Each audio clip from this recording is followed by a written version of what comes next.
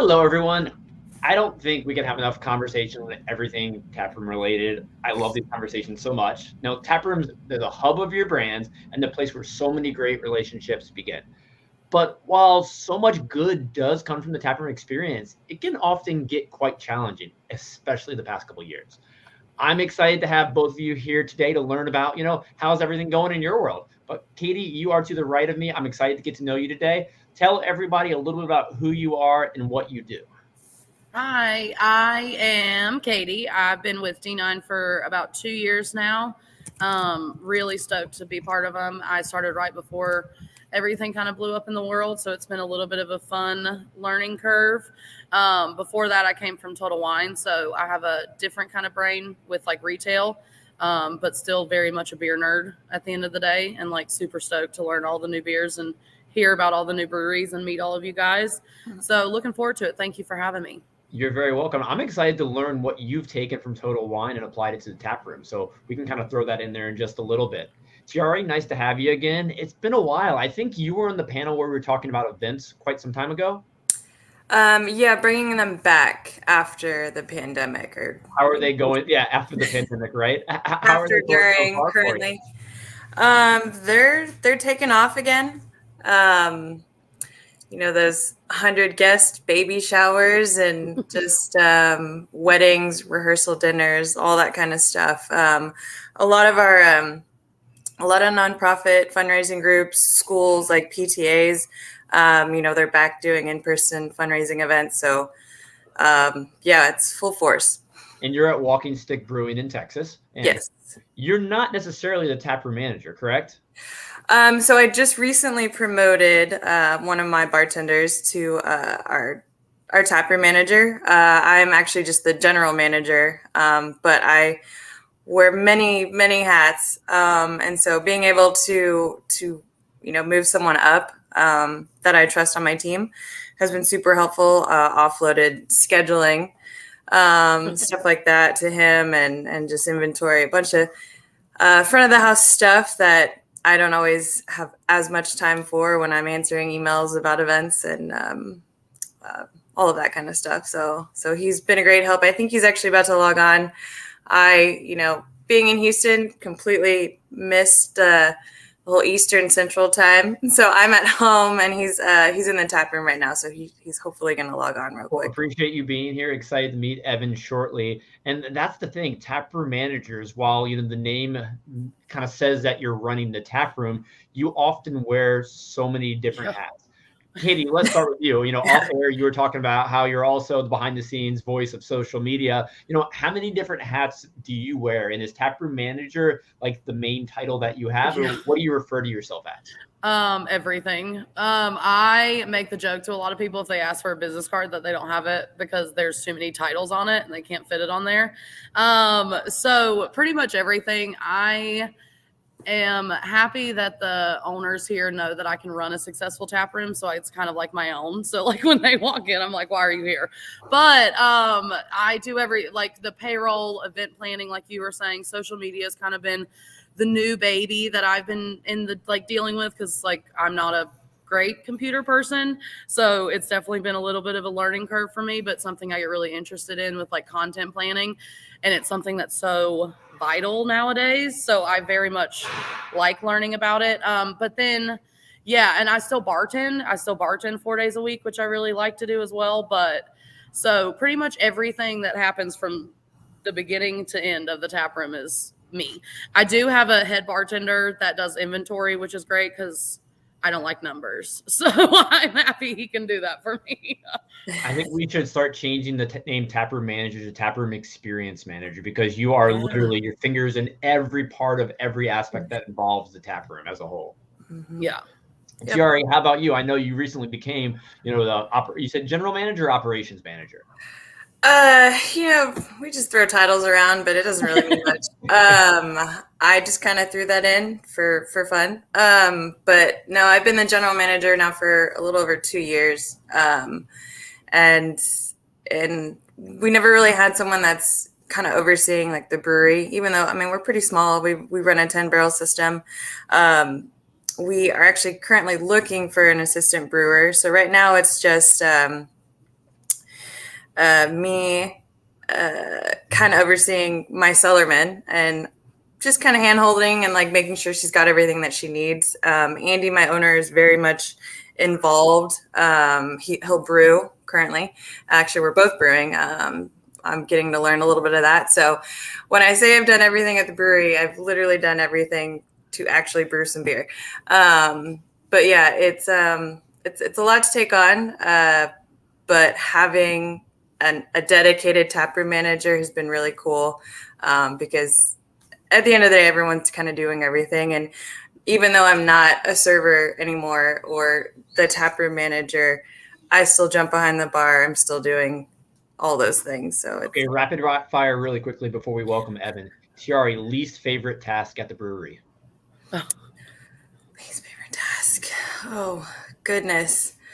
Probably filling up our water, because we've got like little water stations, and sometimes I'll leave the water running and like filling a bucket, and then I'll go do 5 different things, and then the back of the wall is like overflowing. And I used to be able to shame them, but I do it more than they do. And the joke was, if you overflow the back wall with water, you have to mop the entire tap room. I've never done that, but they have. So. I love it. So I the water. How about you? Least favorite task at D9? Cleaning the bathrooms. My entire goal in life is to get to a place where I don't clean someone else's toilet. Hey, that's a great goal to have. Well, I'd like to welcome Evan to the stage right now. Evan, I imagine Tiare hired you to help with the water and cleaning of the bathroom. Is that correct? If that was the case, then she didn't tell me that. So what do you do at Walking Stick, Evan? Oh, a little bit of everything. In the tap room anyway, I don't do anything in the brewery. I just feel like I'll break stuff. But yeah. I kind of started here. We had to add a food operation during the COVID shutdown, kind of focusing on that, and then branched out to the rest of the tap room. And were you a bartender before becoming the taproom manager? No, I was a line cook, actually. So how did you end up in the position you are today? It's a good question. I don't know. I mean, I've kind of had every job imaginable, and I've worked as a barista. I worked in a beer warehouse at one point. And I lived in the neighborhood, and I needed a job. So, and I do remember when I interviewed Evan, I did give him a heads up. I said, we're growing rapidly. There's going to be a lot of new positions coming through. I'm going to need a lot more help, and here we are. I had him as my Twiggies sandwich maker. That's how he first came on, and then he was serving. And we threw him some work moving kegs, stocking the cooler, and going out on deliveries. And like all of us, everyone kind of does everything. Yeah, absolutely. And let's talk about delegation, because you all wear so many different hats. But how have you successfully learned to, hire people like Evan, or, delegate tasks to other people on your team? Or what about strategies that you've kind of employed that have worked really well to do that? Go ahead, Katy. Okay. Well, I'm super transparent when I interview people. I'm kind of like, I check in several times. I'm like, are you still into this? Are you not into this? Let me know. I don't want to waste my time. Because you kind of have a lot of people that they really like the idea of pouring beers, but then when they have to throw kegs or like throw the chairs, they're not really into that anymore. Or they have like a bad back all of a sudden.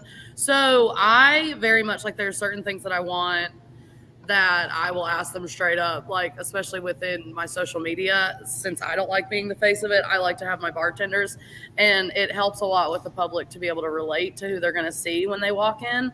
So a lot of times I'm like, do you have an issue being in front of the camera? Like kind of things like that.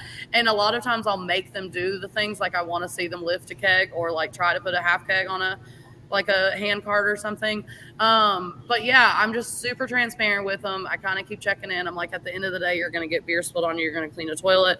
You're going to have to do all of this stuff. And it's really helped, I feel like, with my turnover. I have a really good turnover in the tap room, because at the end, I tell everybody, I want us to be a family. I want you to want to come to work. At the end of the day, even if we fight throughout the shift, we're going to want to have a beer together. And I like to try to have those like little things that we can do, like go bowling, or like soccer's coming up in Charlotte, and I really want to get everybody to go to a game, or like just different things to kind of just realize that we actually like to hang out with each other. I think that's so important, because when you're just working alongside people in the tap room, you're at work. Yes, it's a brewery. Yes, it's fun, but you're still there for a job. It's important to know people on a personal level. What are a couple of the, little getaways that you've taken or team building activities that you found most valuable? So we had a going away party for someone, and we do a thing with our payroll where we can kind of we have like an incentive goal, and we take 10% of that. If we make our bonus, then we can kind of put that into a separate fun thing, and we can use that. So when I had a person, my longest bartender, she was leaving, so we did a going away party, and it was bowling, but it was nice because we were able to take some company dollars and like pay for drinks, pay for bowling, pay for food, and that's just nice because obviously we're all working on bartender wages. So, it's nice to be able to do that. And then we do a lot of things during the holidays where we'll like close the tap room down early and like decorate or have potluck, or we did a beer exchange, like just kind of different things like that to show them, that I think it's nice for the company to show them that they are valuable aside from just kind of being on the payroll, What results do you see after you have these activities? I mean, so much engagement. Honestly, my number one success or, tool that I have, whatever, are my bartenders. Like every event that we have, every promo that we have or special that we have is being promoted through the bartenders. And when they're super interested in it or engaged in it, the customers are going to see that and it's going to come through. And that's what kind of helps with our customer base, is because they're so excited to come in and talk to the bartender. They know who's going to be here on a Tuesday, and they're going to come chat with Jacob, and I think that it's just a very family cyclical thing. And that's what I want to have in my tap room. You're throwing out so many great points we're going to come back to momentarily. But Tiare, I'd like to talk about your position a little bit. As general manager, how do you successfully dedicate, tasks, whether it's to Evan or other people on your team? That way, your life gets a little bit easier and you can focus on the important aspects of your role. Yeah. So recently, I'd say within the last 6 months, I've kind of tried to focus in on some of my students that are bartenders, they're in college. While it's a fun job, I've kind of pulled them under, my shoulder and kind of wanted to learn a little bit more about them individually, like what their goals are, what they want to do in their life. Obviously, it's a fun job, but they all kind of have their own,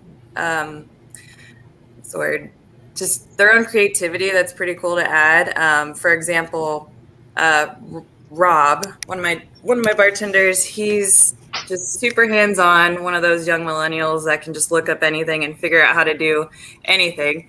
So we used to run Singo Bingo in our tap room, like a weekly event through one of those entertainment companies. And, that stuff gets expensive when you bring in your trivias and outside sources. So I kind of dubbed a few people little tap room ambassadors and what they can bring to the tap room, something fun. And so I asked Rob, I said, what do you think about creating these little Singo Bingo cards? We could do our own. And he's completely taken this project next level, went and made these bingo cards, looked up the software to cut and clip songs. And he actually engaged a lot of my servers too. And he said, hey, help me pick out genres and songs. And so everyone was assigned to get to throw out maybe 20 suggestions of Disney songs, 90s music, 60s, 70s. We even went into TV soundtracks, and just seeing them kind of come into their own and have that creative side and the support of their team is kind of cool. So stuff like that. I mean, another one is a runner, and so I had them kind of take ownership of being an ambassador for our run club, and so they all kind of have their little, I guess, things that they add to the table, and I just like pulling it out. No, I love the involvement your team has in all activities, whether it's just suggesting songs or more. Looking at those roles when they signed up to be a beer tender, bartender, whatever you want to call it, did they know they could potentially take on more responsibilities?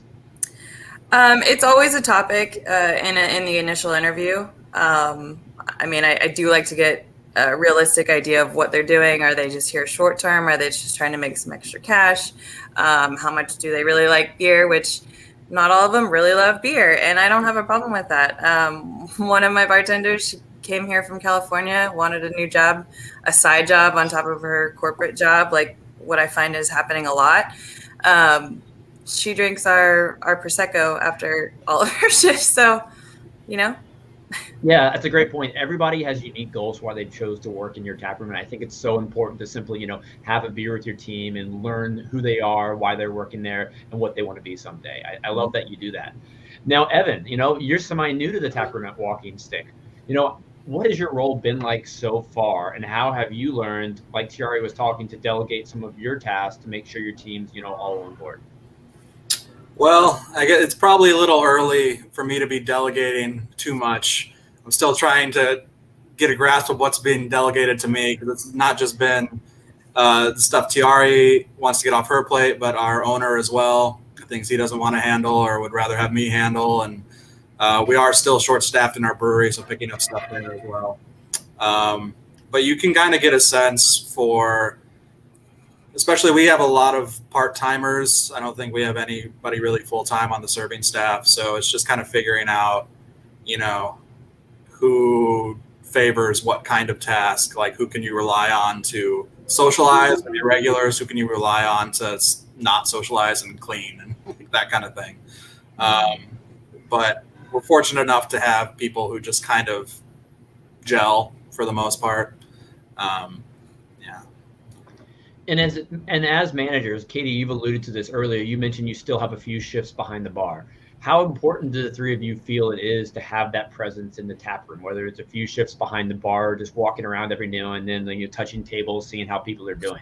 How important is that? Huge.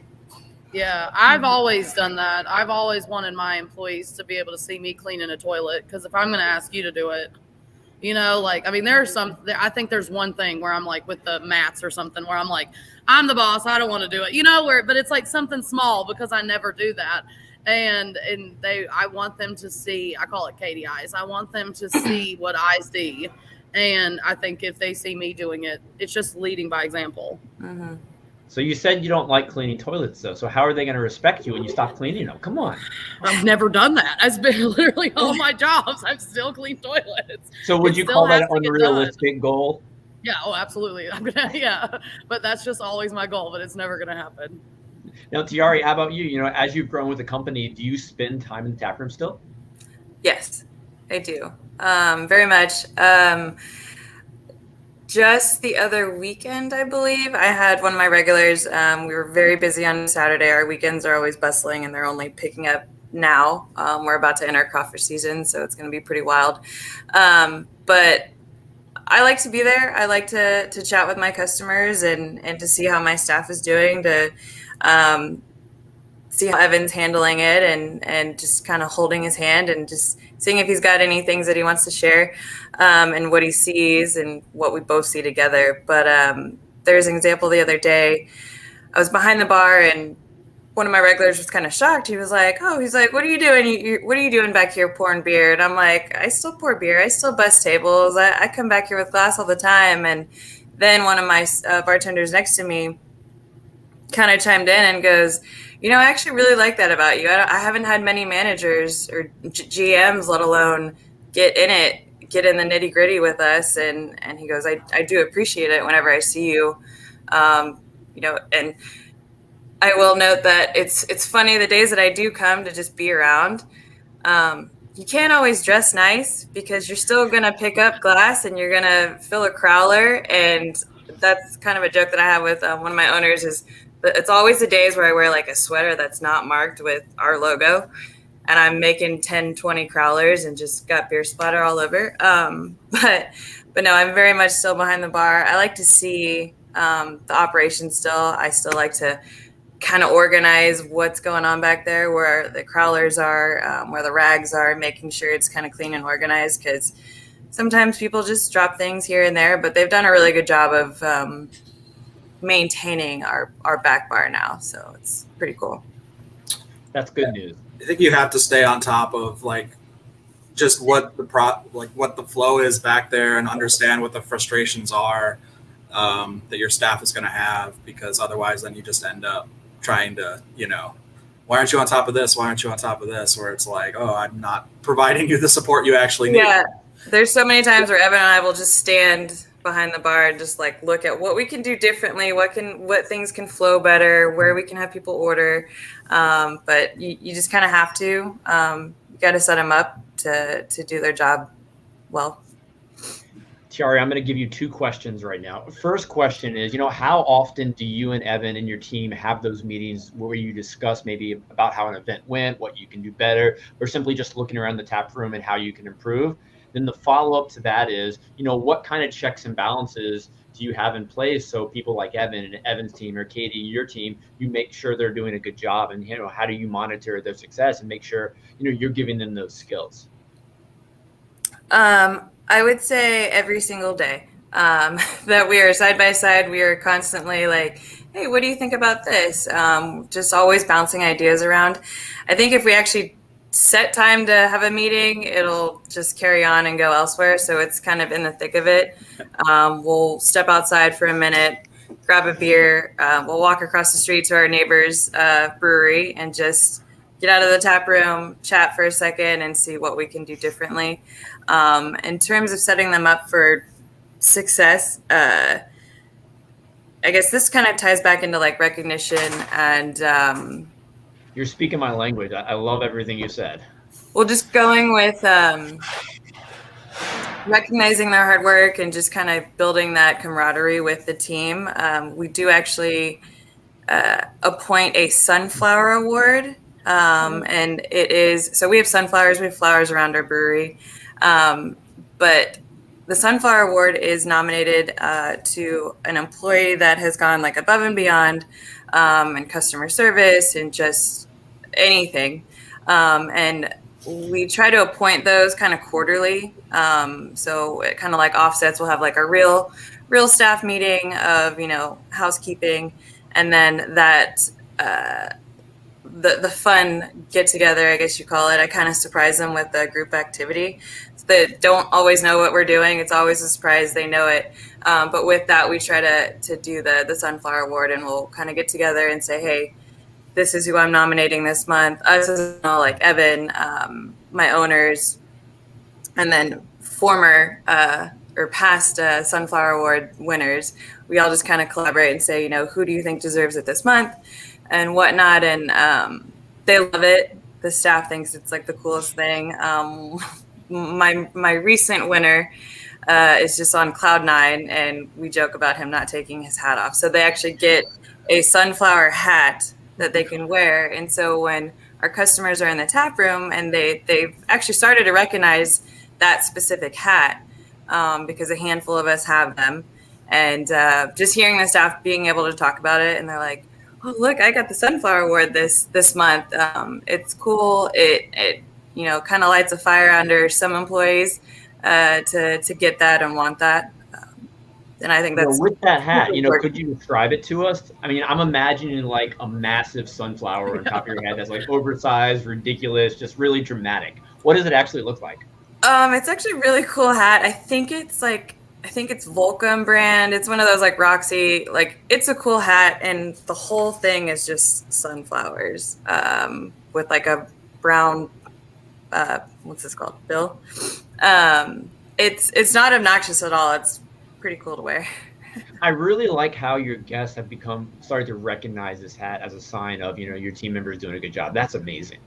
Yeah, and I try, sometimes I don't always get it because there's a lot of content, but we do always try to make it a point to put them on blast on social media and acknowledge them, which kind of going back to the social media presence and the content, Evan's probably going to laugh, but just last week, I did post about him, 1, being promoted as my new taproom manager. 2, he did win the Sunflower Award before his promotion, but Evan doesn't like hats, so I actually gave him a sunflower bandana because he's usually wearing a bandana around his head. And so I made a post and put it up on social media, and that next day or maybe a week later, a gentleman came in and said, hey, you're famous. You're the new taproom manager. And I just sat behind the bar kind of giggling because Evan was just very shy about it. He was just like, that's me. I think it definitely ties into, we have much more of a neighborhood focus than other breweries I've been around in other places. I think I've always kind of said that we're a little behind here in Texas as far as like craft beer ubiquity. So we don't have a lot of, I guess, beer snobs. In here, it's mostly neighborhood people. Our menu is really approachable, and that kind of goes with our staff, not all loving craft beer, because it's more about the neighborhood aspect of it than the beer itself. And that taproom focus and experience. Yeah. So as a taproom manager, Evan, how are you training your team to engage with the guests and, to teach them about the beers you have on hand? I'm mostly by encouraging them to drink it. That is always a good place to start. But, we have various shorthands for, this beer is like this beer, those kind of things, if you're looking for a Hefeweizen, if you're looking for a lager, like what to recommend. But we rely heavily on just enthusiasm and tasting, and then letting the beer speak for itself. So. No, awesome. Katy, I like to, ask you a couple questions now, because Sure. we learned so much about walking sticks. So looking at your team, what kind of checks and balances do you have in place to make sure everybody's doing their jobs? Like with regard to everyone, I don't know if you have an assistant or merely just the bartenders, to make sure they know how to do everything they're supposed to be doing. Yeah, so I come from the corporate world, and there were a lot of things that I ran away from the corporate world. And then when I came to like a smaller business, I was kind of like, ooh, some of these things are needed. Like some of these processes and forms and stuff are needed. So, and but it's still, it's still something to kind of use, especially as a training tool when we have new people, like our cleaning and like those types of checklists and everything like that. But I do have a head bartender who kind of helps me with, especially like our tap lineup and, just kind of, like I said earlier, our inventory and everything like that. But I am here almost every day, which I am a workaholic, so I actually really appreciate it. I don't mind it at all. So that kind of helps me because I really like to engage all of my bartenders, and like I want their opinions on things, especially if we have upcoming events. Like, how does this look? How does this wording sound? Like, this will be fun, kind of stuff like that. And honestly, so going back to social media, since that's kind of been a very large chunk of my job recently, all of my bartenders really want to be on it, and I use it for like flyers, and like on our Untapped menu, it rotates through events and stuff, and that just kind of stays in the tap room. And a lot of them really like it, and then some of them will be, well, why am I not on it? Well, I'll come in for a photo shoot, like let's do this. And it's just kind of like they get really into it, so then that kind of keeps them engaged. But then honestly, I really just utilize every single bartender, and I think that keeps them accountable. And I also say to them all the time, am I going to be mad if you didn't vacuum the rug? No. Am I going to be mad if you continue not vacuuming the rug? Yes. So I think that they realize that I'm not going to be that type of manager, and I don't want to be that type of manager. And so they have that respect for me to do it. You know what I mean? And I think it's just self-accountability. And I'm lucky that I have a really good staff that kind of has that in them. And like, I'll make a joke, this one might not be good at this, but this one is great at this. So we just kind of work with everybody's strong suits, like you said earlier. And I think it just kind of helps keep everything in place. And it's fun. It's not like a corporate job. If you're not enjoying it, then their foot could be out the door already. Yeah, like I never want to take those policies from like corporate, where we do have a write-up process, but it's very much if, someone is like perpetually late or perpetually, like we kind of say on the bus or off the bus. You know what I mean? And it's kind of, where are you in the company? Do you want to be here? And like I said earlier, I'm very transparent. So I really like having those conversations with people. I love your dog. And I really, yeah. I like having those check-in conversations with people, especially in the training process, because that's what I used to always see in my previous jobs, is that if you're not around them or chatting with them or making sure they're okay when they're starting off, it can get really daunting. And that's what can make people leave or like not feel included or really kind of have a bad taste in their mouth about the job in itself. So I'm almost like an over checker inner. I'm like, are you okay? Like, how are you doing? Are you into this process? Like, and yeah, I think they just expect that from me now. And Katy, I'm going to throw a kind of corporate-y word your way. Okay. What's the onboarding process like at D9 when someone's first hired? Walk me through that. Yeah, so during COVID, actually, we got a really good process down, which was nice because I think my owners really liked that I came from a corporate background since they wanted to expand in so many different directions. So we do have a specific onboarding process. It has shifted a little bit in light of everything because everybody, jobs have just been so crazy right now and employees have been so crazy.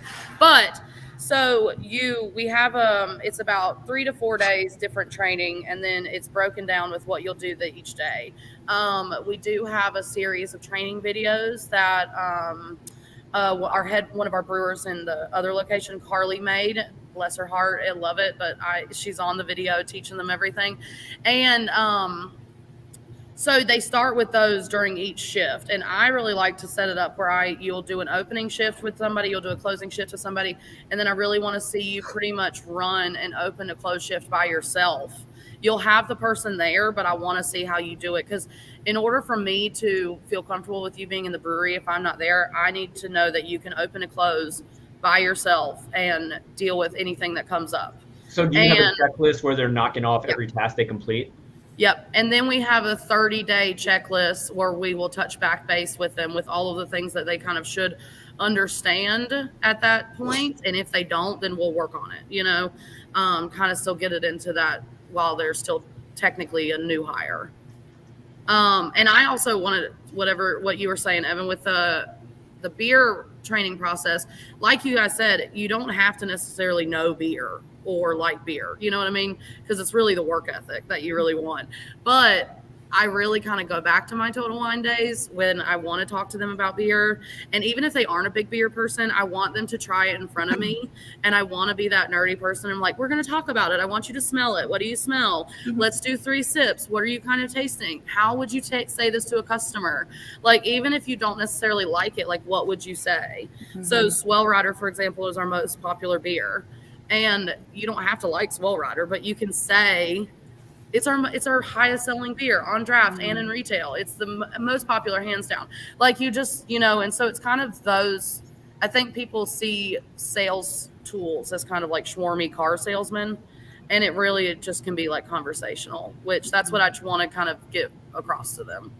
So how often are you training your staff on new beers and letting them sip them? Is it more so on the fly, or are you having a regular team meeting weekly, bi-weekly, once a month? What are you doing there? It's definitely on the fly because with everybody's different schedules, we have one full-timer and pretty much everybody else either in school or have another job. So it's kind of hard to get everybody together. So it's definitely when we have a new beer on draft, whenever they are working, I will have them taste it. I usually like to do it myself. Or I'll have, like I said, my head bartender do it because he's also a beer nerd. We both are like studying for our second Cicerone test. So like we kind of like push each other within terms like the beer knowledge and stuff. So I really utilize him a lot if I'm not in the tap room. But then also with our CBV brand and everything, all of our new beers that we're getting in, they're all community in cans. Brewing Ventures, correct? Mm-hmm. Yeah, all of our cans. We have 17 new beers that we got in, like all in the same day, and we only have 15 draft lines, and the majority of that are all D9 beers, so I can't really put them all on draft at the same time. So I am setting up a day for everybody to come in, and we can actually, like old school, go through, sit down, and do all the beer tastings with those, which funny enough, my head bartender has already tasted them all because he bought them himself. So, but I want everybody else to have them. So yeah, but typically it's on the fly. Now, I want to ask you all a question. It's been an interesting couple of years, to say the least. But at this very moment, what is your greatest challenge? And anyone feel free to jump in on that one. And it could be simple. It could be something you've been struggling with a long time. I'm very curious to hear what you're going through. I'm still, like I said, I started right before everything happened. So I hear the glory days. I hear about them and how it used to be, just Saturday, everybody would be in here. And we still see that, but I'm a trend person. I like to be able to track trends. And with obviously these last 2 years, it's been very difficult because they've been so up and down. So that's kind of been my biggest issue. It's hard for me to be able to look at like the previous year's weekend and like compare it to this, so that's honestly been my biggest issue, is just trying to figure out what works and what doesn't work based on numbers. So I got a really great book that Alex over at Arrive just recommended to me. And what it's called, it touched on exactly what you said, Katy. It's called Thinking in Bets, Making Smart Decisions When You Don't Have All the Facts or the data. So, in your situation right now, you don't have reliable numbers you can reference. So what are you doing to make those decisions? This way I don't have to read the book, because you're just going to right now. No, I mean, I'm obviously, I go with what has worked. This year's been a little bit of a different setup for me, since it's kind of seeming a little bit going back to normalcy, maybe, knock on wood. So I'm trying to start the year off in a way, like we're trying to do more monthly events because that way they're on the calendar through the year. Customers can know, you know what I mean? It's already posted on social media. It's already posted in the tap room, that they know that there'll be this one on every second Saturday of the month. We do a streetcar show, every first Sunday of the month, we're doing a market, like those types of things, to make it a little bit easier for the clientele. And then also just trying to build up our weekly events, which has been, but it's just, I think consistency is the key right now for us, to kind of keep with that. We obviously will do the things with like Valentine's Day. We have some specials coming up, but I really rely on the weekly and monthly consistency right now. Are there any one-off events that you're just really excited for? Well, I really wish I could have done something bigger, but I really wanted to do a really big event this weekend for Schitt's Creek for Valentine's Day. So I'm more focusing on, I'm doing beer promo, like specials. I'm pairing 2 flights with candies. So I have like a pucker up flight that'll be with all of our sours, and it pairs with sour candies. And then I have a melt your heart essentials flight that is paired with that. So those are always good, because people like to sit at the bar and like munch on some candy and have some beers. And it's an easy way for the beer to kind of sell itself. But, and then for this weekend, I'm just kind of doing some fun things with like an homage to Schitt's Creek. Like we'll have a Schitt's Creek game, and I'm gonna have like roses and like cinnamon buns, and I made Valentines that people can like literally buy for like $1 for their person. So I don't know, just I really want to do kind of fun things like that we've been working on in the planning stages, since everything's kind of maybe getting back to like, we really want to do like a drag brunch, like just kind of fun things like that, like a beer Olympics type thing. Like, so there's a lot of fun things. I'm actually working with Aaron hopefully to try to get some plan for the year across the board. So hopefully. Aaron Gore, friend of the show, often, contributing, great guy. Yeah. Just had a baby. Congratulations. Congrats. Now, Tiare, how about you? Greatest challenge right now? I'll definitely have to piggyback what Katy said, the inconsistency. So on top of coming out of, the pandemic, all of this, we have actually had a major construction project in our neighborhood that started in September, Labor Day, basically adding new drainage on the major street right in front of our entrance. And it's been a nightmare in our neighborhood. They said they were supposed to be finished in December, and they're not. They're just about to flip traffic to go onto the other side of the street. That side is supposed to be a little faster because there's no major lines that they're going to dig into. And but with that, it's been really difficult to actually like have the drive to want to bring in events and help kind of offset the numbers, because it's just unrealistic. Right now there's 2 entryways to our parking lot, and one is blocked off. So every single weekend, every single day, if you drive into our parking lot and it's full, you get stuck and you have to back all the way out. And it is because that street right in front of that entrance is under construction. And I've been kind of pumping the brakes on those larger events. I'm not going to invite, hundreds of people to my tap room with no parking. And it's kind of been this difficult game. Because we want to see the numbers again. And, I wish they would have worked on all this construction when we were all shut down. But, that didn't happen. And it's hard to continue to, I guess, encourage and pump up my staff when they do see very slow Monday night numbers. We tried to bring trivia back into the tap room. Poor Evan has been sticking it out on Monday nights to not even have many teams show up, if any at all. Well, it's also, we have our actual tap room is pretty small, and we have massive beer gardens on both sides. And even the tap room itself, everything kind of opens up. So if the weather can oscillate wildly here. And so trying to predict that, if the sun comes out, even if it's 45 degrees out, people could still swarm the place. Or if it's 60 degrees, but it's cold and rainy, it might be empty. It's just kind of hard to navigate those.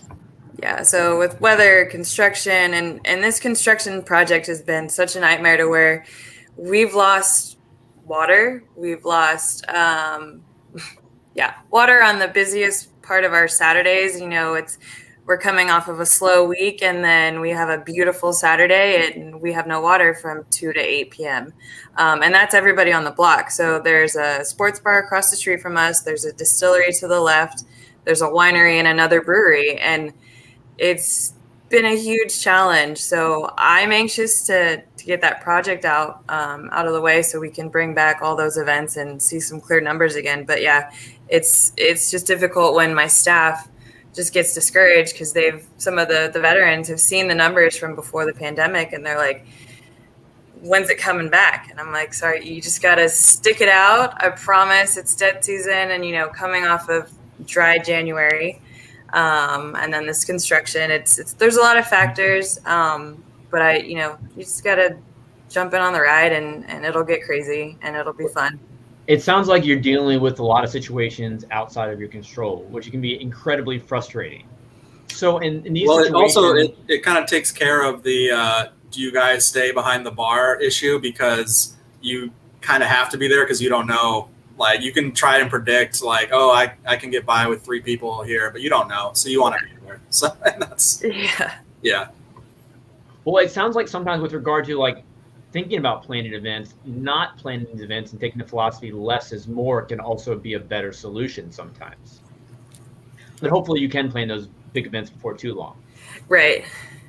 No, looking at how you're making these decisions, though, Katy kind of talked about it a minute ago.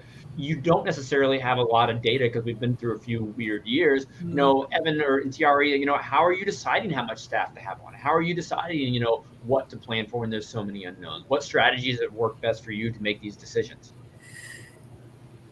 That's a lot of why I live there sometimes, because I feel like better safe than sorry. But if I can be there and just kind of oversee and watch the flow and get a better read, we have a decent gauge because a lot of our families kind of revolve around nap time.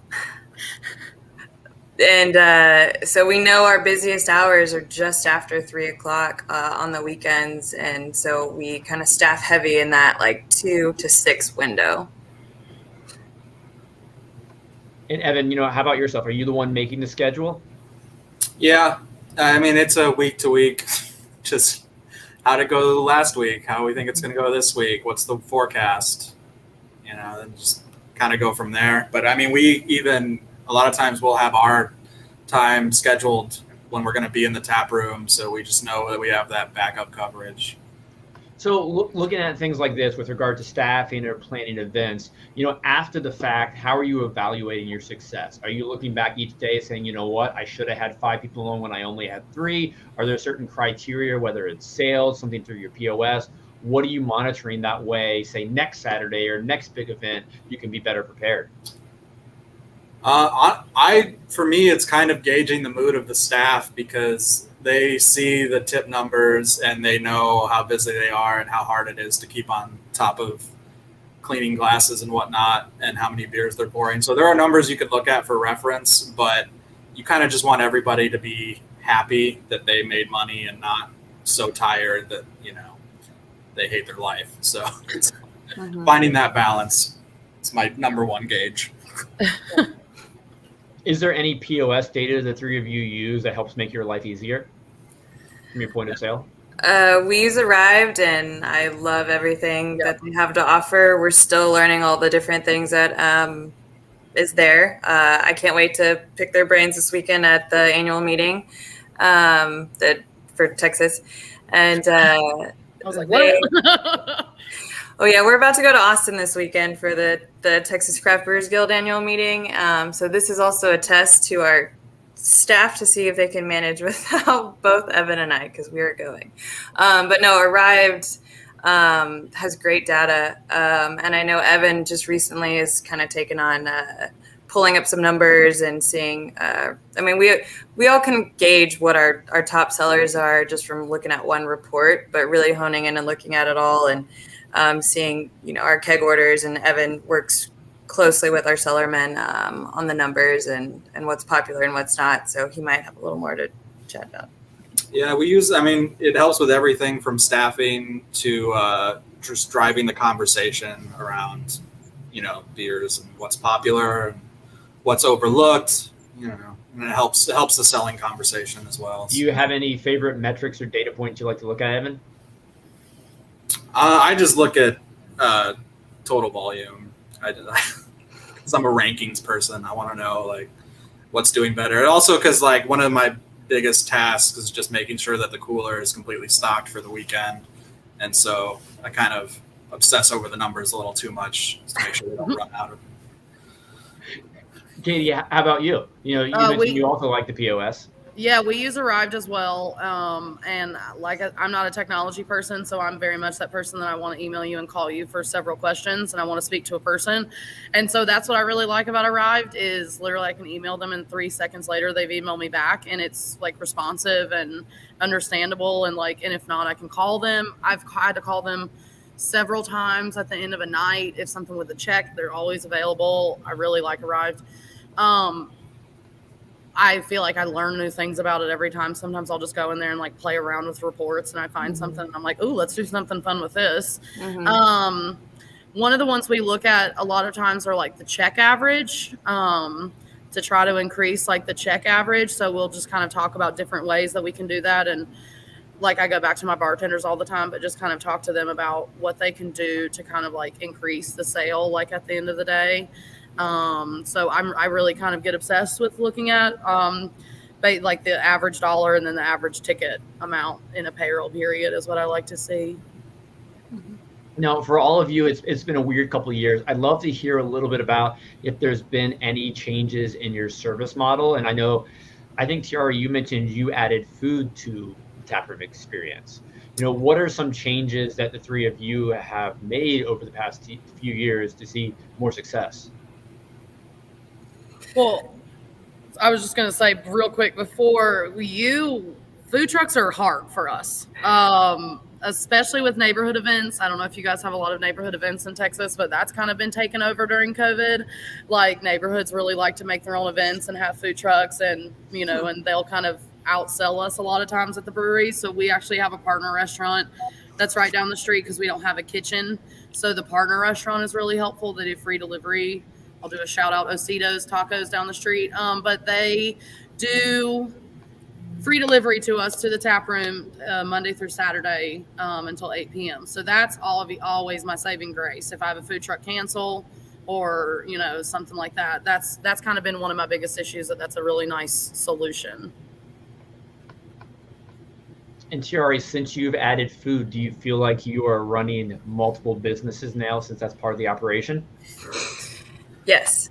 And that's still while we added it, because we had to, it's still been something that we're all learning about. I've never been in the food industry, so it's new for all of us, but it's slowly picking up. There's definitely a lot more things we can do better with marketing and our menus. And in a perfect world, I would love to offer. So the food option we added, it's called Twiggies. It's bagel and ciabatta sandwiches.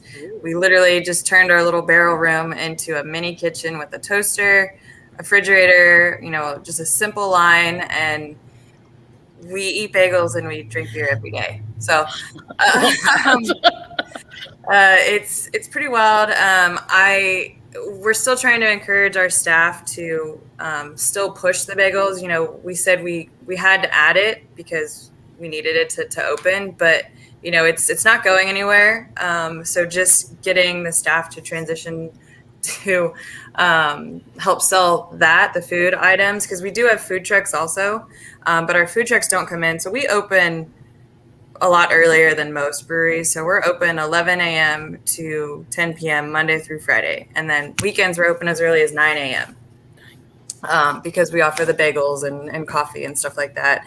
But we do have a lot of families that come in that early. So I think it's just all communication and just letting them know what we offer. If I have someone that comes in on a Monday or Tuesday at 11 a.m. and they want beer, I'm going to offer them a sandwich. Because if they don't know that it's, that's what we have, they ultimately look for a food truck. But, our trucks don't roll in until about 4 p.m. And yeah, it's just communication overall is, they don't know it's there unless you share it and you talk about it and offer it. And with regard to your team, do you have a separate crew that works on the food side of the operation, or do people, have shifts on behind the bar, in the food, or how do you divide that up? So Evan initially was my Twiggies operator. So he's ultimately on the bagels more than myself, but we all kind of take turns being on bagel duty. It's Evan. No Evan, other staff. And even Andy. Us Andy two and the owner, and that's it. Yeah. I'm sitting in said kitchen right now. Mm-hmm. But yeah. Yep. I'm really jealous. I want a bagel. I know. Well, it's great for nothing else than to keep the staff fed during the day. Yes. So that's good. But fortunately, in Texas, we do not have a food truck shortage problem. We have, right now we have one food truck owner who lives on our street, and before that we had two. But then also, if we have cancellation, there's a million pop-ups that we can get on Instagram. So we have a wealth of stuff in that. Many, yes. Evan, I know you joked about bagels as a perk to staff, but I imagine quite a bit of staff really appreciate those bagels. What are some of the outside of the box benefits your taproom staff has? Whether it's bagels, they get to take home extra low fills. You talked a lot about like recognition earlier, but I'd love to hear a little bit more about the rewards and perks you offer your team. I mean, we don't really, it's just, this place kind of becomes a second living room for the staff. And that's as much of a perk as I could say that we have. Everybody kind of lives nearby. They float in, bring their family members, on the off days. I think that sense of belonging is very important. Yeah. Discounts on beer, free sandwiches. Yeah, so they'll get two shift beers and a sandwich on the day that they're working, and then all other days it's 50% off. And so, like you said, we'll have guys that aren't working that day, and they'll show up just to get a bagel and a beer and kind of hang out, and then go on with their day. So it's cool to have that support. But it's funny, we had a housekeeping meeting the other day, and the selling the bagels was kind of a topic, and I joked and I said, I know all of you eat these bagels because Evan and I make them for you every week. So talk about them. Talk about why you like them. Talk about why you order them every single day. If it's free, cool, that's different. But they're really good. I think we need to have a bagel selling contest, and whoever sells the most bagels this coming weekend gets a bagel hat or something. That's it needs to be ridiculous. It can't be just like a bowl style sunflower hat. You need to have like a massive bagel they have to wear on their head. All right. Let me know how it goes. Evan, write that down. Katy, D9 has quite a few tap rooms now. But speaking of your tap room, what kind of perks does your team have that or nice little added bonuses for them working there? Honestly, to say what kind of Evan said also, we have people, same thing, they'll roll in after class or before going to their next job or something like that and just kind of sit here with their laptop. And honestly, I think we just like to hang out with each other too. So sometimes they'll say if they see somebody's working that they want to come chat with, they'll do that. And you know, we do the 2 shift beers also. That's a perk for people. And then we used to be able to get low fills. I do miss low fills because we don't have the tanks back here anymore, so they're actually somewhere else, so I miss the low fills. But if you come at the right day, there are definitely some stuff that you can bring home. Like we had a local brewery come by us the other day, and he brought us some delicious barrel-aged dark beers from his brewery, and so we got to split those up. So stuff like that. But yeah, I think people are just appreciative too. That it's a fun place. I always make the joke, like, we're not selling toothpaste, we're selling beer. So it's kind of fun. And so they just kind of like hanging out with each other. I think the hangout process is definitely part of why people choose to work in brewery, but they also like to get paid. So, yeah. I mean, are you offering any sort of opportunities for them to receive bonuses, get increases in their salary or wages, or to receive any additional compensation in any form? So we do the incentive program, like I mentioned earlier. So I'll set a goal for them, which that kind of helps with camaraderie too, because it's just a competitiveness. So I'll set a goal for a pay period. So like this goal is like 184 packs, and we have to sell it. Everybody gets the bonus if we make it, but then the top 2 people that win, like sell the most, they get an additional bonus plus bragging rights. That seems to be what people actually care more about. So that's cool. And then, yeah, so that I totally just lost my train of thought, but yeah, that's fun. And go for it, Tiare. So Andy, my owner, does our payroll, and he has his little he has his own system that he's implemented on percentages that that go out to whether the brew house or the tap room. I think once we get our canning line, it'll be a whole different ball game. And luckily he's the numbers guy and I don't have to deal with that. Oh, I was going to mention, sorry, because I really did lose my train of thought. I was going to mention Cicerone.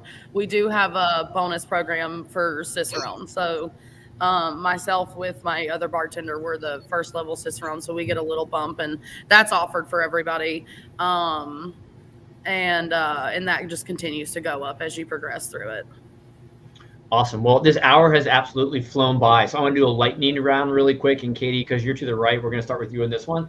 You know, just think about your experience as a taproom manager, your career in the industry. You know, listening today, there's people who are thinking about opening a brewery. There's people who, you know, have been in the industry just looking for new ideas that you might all put out to the world. You know, what's a little tip or strategy you could simply throw out to someone that you think would be helpful to taproom success?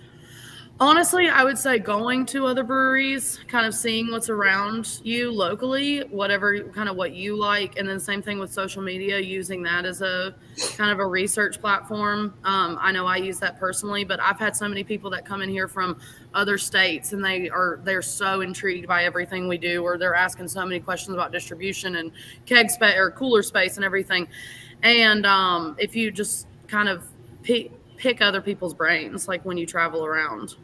There's always so much we can learn. Tiare, how about you? Any tips?